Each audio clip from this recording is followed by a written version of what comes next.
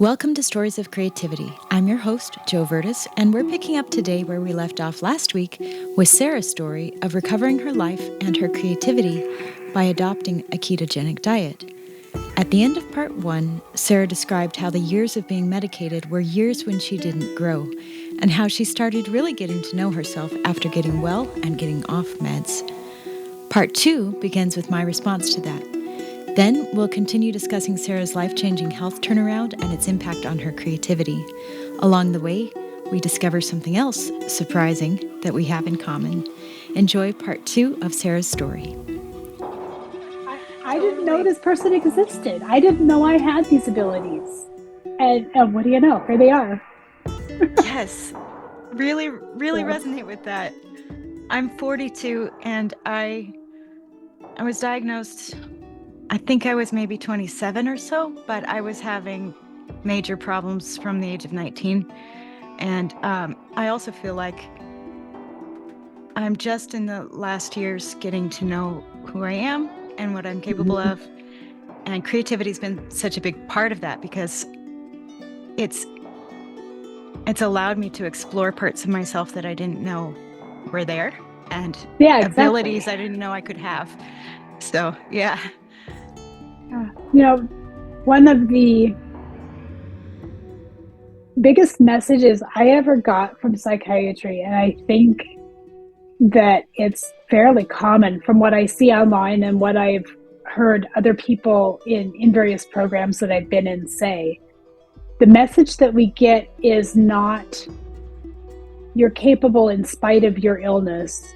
The message that at least I heard so much and internalized, even if it wasn't the message they were trying to send, it's the message I heard and internalized, was you will always be less than. You will never be as capable as you could have been if this thing didn't happen to you. And so you need to accept the limitation and just deal with it. And it's almost heartbreaking to realize how much I internalized that and limited myself. Right. Because I thought that they knew what they were talking about. No, I'm not. I didn't have treatment-resistant disorders. It was labeled that way. They just responded to a different treatment. And so because I didn't respond to the treatments that they tried, or it's hard. I try not to pigeonhole myself as the non-responder, but that's the terminology that they use. You're treatment resistant. Well, I wasn't. My mood disorder didn't respond to the treatments, but that's a terminology issue, I guess. But it's disheartening to realize that how much I limited myself, and it's absolutely profound to realize that those limitations were false. Truly. I am capable, I am able, I'm strong, and I'm you used to always say it in therapy or in groups or whatever, I'm strong, I'm resilient. No, it's actually true. It's not just words. I can actually do the things. Totally. Yeah, I feel that too. I would not be here doing this right now. I would have never started a YouTube channel if I didn't have what this way of eating has given me and enabled me to have the consistency, the clarity of mind, the emotional security and calm every single day to show up and function in a way that I want to. So yeah. It's also what, because I've been doing this for now almost 8 years, I've realized that ups and downs still come. My life isn't all just sunshine and roses. Depressing things happen. My children just moved to another state last weekend, right?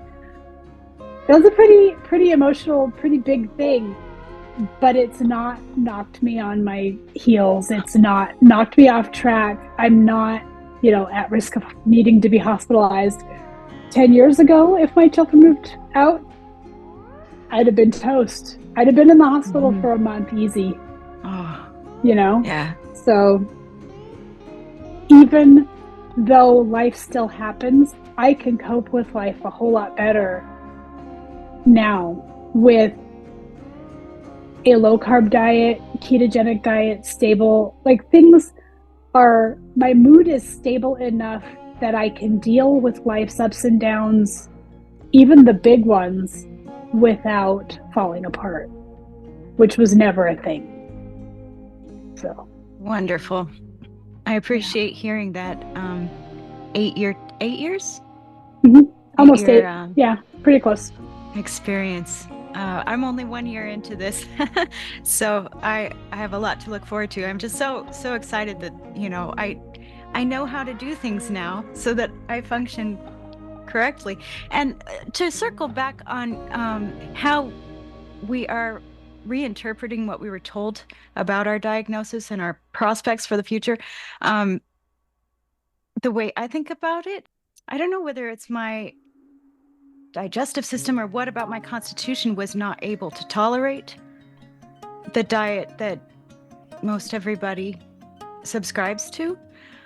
But I see it as my body wasn't getting enough nutrition for my brain to perform properly, and that I am not able to tolerate being malnourished and still function. So Right. I don't feel like that's a disorder. I feel like that's just a matter of having the knowledge of how I need to fuel my body to get the nutrition it needs to function like it should. Mm-hmm. Yeah, makes a ton of sense. And, you hear people that want to poo-poo our results or say things like, you had these results because you lost weight. Well, okay, maybe, but I wouldn't have lost weight if I hadn't got my brain clear first. Yeah. You had these results because you lost weight. Okay, but I didn't lose any weight in those first 2 weeks, and yet my anxiety symptoms were completely gone. So there's didn't all those there. things start before you gained weight? I mean, yeah, exactly. People who have lived with this for 20 years kind of know the difference between what it feels like. Yep. Yeah. I'm so happy for you, Sarah. Thank you. I'm really happy for you too. It's amazing. I love to talk to people that have similar stories. Yeah. So I think, we hear so many people that just think of keto as a weight loss fad diet. Do you even have any idea how powerful it can actually be? I am pretty sure that this saved my life. I've been hospitalized 12 times. That's not typical, even for your normal bipolar sort of course of action. People are 2 or 3 times maybe, right? 12 times I've been in the hospital. And you don't get hospitalized if it's anything less than suicidal or wildly manic, right? Most of them weren't for mania. Yeah, so I see. It's really legitimately true that changing how I eat saved my life. Because you only ever get better at suicide attempts, So there would have come a time when I was successful and didn't call anybody or didn't use the crisis line or whatever else it was that I may have done in the past. I had decided at one point that I will choose when I'm done fighting. Well, guess what? Yeah. I mean, I guess I still get to choose that, but it's nowhere near now. So. Well, in a way, you did choose. You chose to change how you eat, so that you don't have to suffer like that anymore. Yeah, it's a completely different outlook. I can totally word it to sound the same, but it's so different. There was a time when I was all right, well, if things aren't better by the time I'm 47 or whatever, then I'm pulling the plug. And now it's I can't imagine what how much better are things going to get? Let's find out, you know? Yeah. Yeah, that's a whole different mindset for sure. Yeah. And I totally relate.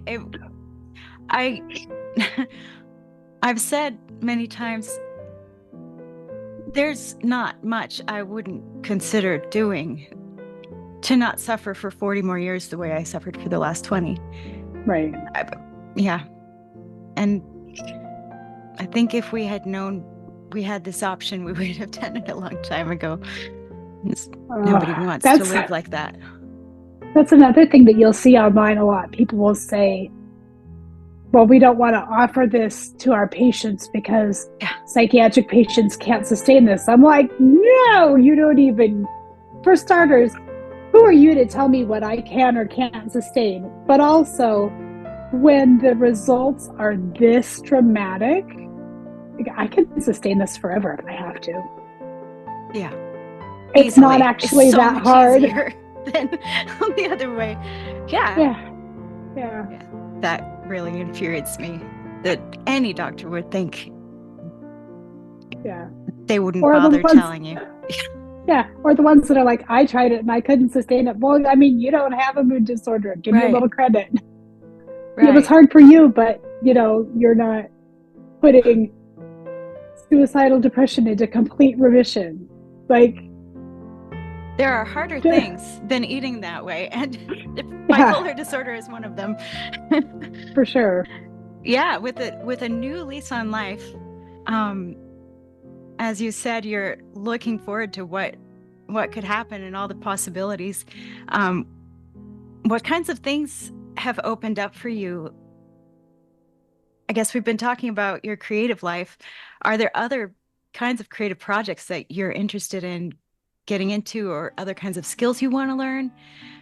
Well, this hobby farm is part of that. Yeah. There's no chance I ever would have had anything more than pets, even 5 years ago. But I have had in the past, I raised quail. I currently have rabbits, meat chickens, and egg-laying chickens. I have plans in the works to get goats. And, possibly, maybe some Muscovy ducks. We'll see. And part of that is around the idea that if food is my medicine, then I'm responsible to have a stockpile of that on hand, just as if I was still relying on pharmaceuticals. It would be my responsibility to have my refills available and ready, Smart. Food is my medicine. I'm going to make sure. I mean, we saw in the last few years how fragile our supply chains really are. Like, I can't rely on being able to go to the grocery store and get what I need. Or I don't want that to be my only avenue. Okay. Smart. So, hey, thanks. I appreciate that. A lot of other people look at me and go, wait, really? But so the things that are involved with having the animals, figuring out, well, number one, learning how it is that you raise animals exactly, and differentiating between having an animal that's a pet and having an animal that's a food source, and the mindset around that, learning how to process animals myself, learning how they need to be housed, and especially in Arizona, like, everything that you find online is geared for people that don't live where it's hot. How do you keep your animals warm enough in the winter? No. How do I keep my animals cool enough? Winter is no big deal for them, but how do I keep them cool enough? So, like I said, the mass market brooder or the mass market chicken coop isn't something that works as well for Arizona. So I have to figure out, okay, if this is what you need in Oregon, what needs to be different in Arizona? Can I modify what exists on the market? Do I need to build something completely custom? All of these are things that I couldn't have done before, Right. Or for example, I need a shed for the chickens that's enclosed enough because we have aerial predators and we have coyotes and we have javelina, and it has to be enclosed enough, but it also has to be ventilated enough. All of a sudden I realized, well, I can get those metal tube carport garage covers. I can enclose that with chain link and chicken wire, and that will be sufficient. Would it have ever occurred to me before to attach chain link to a tent carport? No. Right. But it'll do, and it will do marvelously for Arizona. So very nice. I also have a dream of having animals like you do. I actually got a clue that I needed to start going off of my meds when we started having the supply chain problems as well. So that's kind of how I ended up in this on this path. But yeah, self-sufficiency, like you're doing, requires creativity. A lot of different kinds of problems come up that you have to solve, I would imagine. Yeah, definitely. Well, I mean, I never imagined that I would have to figure out how it is that you keep chickens cool. Yeah, right. You know, like I have rigged up a misting system so that they get misted a few minutes out of every hour around the clock, because I'm not quite coordinated enough to remember to go out there and turn on the thing. So I've got it on a sprinkler timer, and I've sort of adjusted like how often, until I'm not actually creating a mud pit, but they still have a cool place to lay, and you know, figuring out how to keep their water cool enough, and figuring out how to make sure that they have enough ventilation without being exposed to predators. And, you know, with the rabbits, I did a lot of research online, and I found a guy that's pretty local that was willing to, he's a breeder, and he's willing to help me learn the things, but he was really general with his advice. And so I would come up with ideas and then take it back and say, would this work? And he's been able to help guide me in that way. Finding experts, finding people that are more experienced and that can guide, like even that isn't something that I would have been able to do before. Like I wouldn't even know where to start. Right. You know? And so when he tells me you have to figure out how to keep them cool, and then I come up with the 7 ideas and say which ones of these are the best, it's a completely different twist than before. It would have been just tell me a thing and I'll do it, you know. So yeah. Even when I have to get somebody else involved to help me make sure that I'm doing it right, I'm still much more involved and much more creative. I come up with the questions that I need to ask. Like I don't have to come back to them a week later and say, oh, by the way, I thought of this question finally that I should have asked a week ago when we talked, you know. So. That's awesome. Yeah. You mentioned your dad's creativity. I gather that he had kind of a practical application of creativity too that inspired you. Yeah. What are some examples? Yeah, go ahead. I grew up on a small dairy farm. And so yeah, we had, I want to say like 200 milking cows, and then we had some that were, you know, pregnant or dry, and we had some calves and stuff. But I don't think we ever had more than maybe 300 total animals on the farm. But when you're a farmer, you learn to make do with what's handy. And so a lot of the things that I do now, I think are things that I probably observed or stem from things that I observed him do when I was young.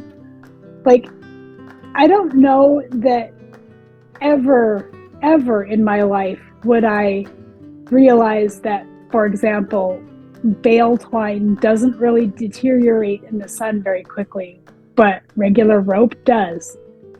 So all of my things out there are tied down with bale twine, not with regular rope. But it wouldn't have ever occurred to me that was an option. I don't think if I hadn't been exposed to that when I was a child, or, in my rabbit barn at the moment, I just use plastic baskets for a nest box. But because it's plastic and so lightweight, they can flip it over. Well, I realized pretty quick that if I stick a carriage bolt through one of the holes in it and then anchor it to the cage with a nut and a washer, they can't flip it over. But that's not the kind of thing that I would have ever figured out. I would have just bought a commercial nest box that's too heavy to flip over and spent, 5 times as much. But that's the kind of creative solution that my dad would have come up with. Nice. I have scoops for feed and for various other, for the shavings that I use and stuff, that are made out of like a gallon jug that's got the bottom cut off. That's the kind of thing my dad did all the time, But I don't know that, like, in my life over the course of time that I've lived not in a farming community, when we've been in cities and whatever else, the people that are around me never would come up with something like that. When I had done it occasionally, I would get like wowed looks from people. It's like, well, but it just makes sense. But these are the kind of examples and the small things that I think I've retained from my childhood and from seeing Dad do stuff. How do you repair your whatever? If the cotter pin falls out of something, but you're in the middle of the field and you still need to bring it up to the house, what do you stick in that hole to make it so you can get it up there? These are the 6 different things that I saw him do over time when we were kids. That's something that I could try. So you really grew up learning a lot of examples of resourcefulness and learning how to think in a way to be resourceful with your projects and things that you need to get done. Yeah, resourcefulness is a good way to think of it. Yeah. Why would I go buy a specific tool for this, a specific scoop, a specific pin, whatever, when I have something at the house that will do the job? I just have to realize what that thing is and then how to implement it. I think I mentioned at the beginning, like, I had a waterer for the chickens that didn't have a handle on it. The way I eventually put a handle on it was with a giant hose clamp and some fence wire that I had already around. Like, never in a million years would it have occurred to me, I don't think, if I hadn't seen my dad use hose clamps for any number of things. Not clamping hoses, but they're real handy. You need to clamp whatever it is. So, the MacGyvering of animal rearing. Very much so. Very much so. My dad's name is Jerry, and in my family, we routinely call that kind of thing jerry rigging. Appropriate. Yeah. That's cool. Incidentally, just curious, what part of Washington State was the farm? I grew up north of Bellingham. So no way. Even north of Seattle. We were about 10 minutes from the border. Me too. Linden? No, Bellingham. We were Laurel. So Bellingham? I went to Meridian. Yeah, I went to Meridian High School. You went to Meridian. But I went to Linden High. Yeah. Wow. That's crazy. In the 90s. Yeah. Yeah. I graduated in 1996. I was in 99. Yeah. Wow. How funny. That's crazy. Wow. You said Washington State and a dairy farm. I was like, that sounds familiar. Yeah. I did not grow up on a farm, but I was surrounded by cows. You're familiar with the smell of money, as they say. I used to think that was the smell of ice cream. That's probably a better smell, yeah. Well, we would go to Edeline Dairy, and that meant ice cream, and it smelled like manure, so I associated them. My dad always used to call it the smell of money because you were, Usually when we smelled it the worst was when he would spread manure on the field as fertilizer. And then once you fertilized your field, you are growing something that you can either feed the cows or harvest. And that Right. gets you the milk. And, yeah. Yeah. With those big sprinklers. Uh-huh. Yeah. Worst kind of sprinkler ever. Yep. Thank you so much for watching. Part 3 will be coming out soon.